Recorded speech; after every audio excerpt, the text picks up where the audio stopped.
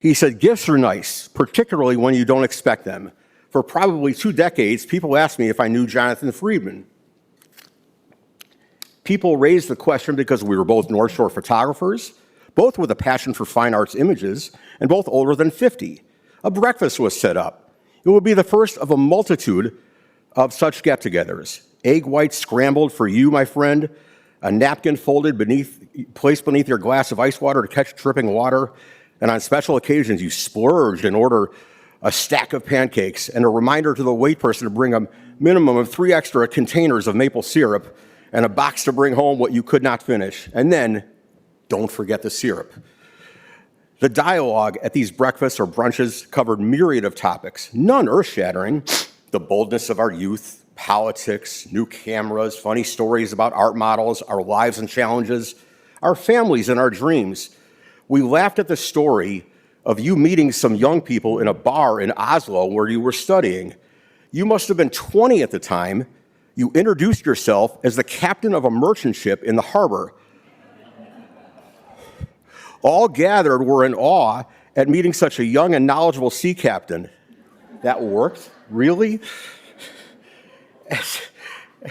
As time passed, the relationship between the two of us flourished. We began critiquing each other's work.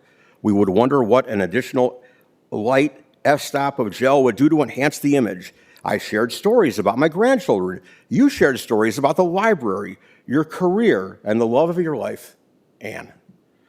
There was a conversation about books, of course, which Johnny was a voracious reader, and situations that changed our lives, your love for the Cubs, and your role in your life taken by your early morning walks. About the cumulative number of steps taken, about the restaurant that you love to visit on your anniversary. Our relationship grew in depth, trust, and camaraderie.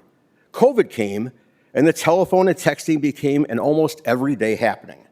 With the passing of COVID, a new theme began to arise in our conversations.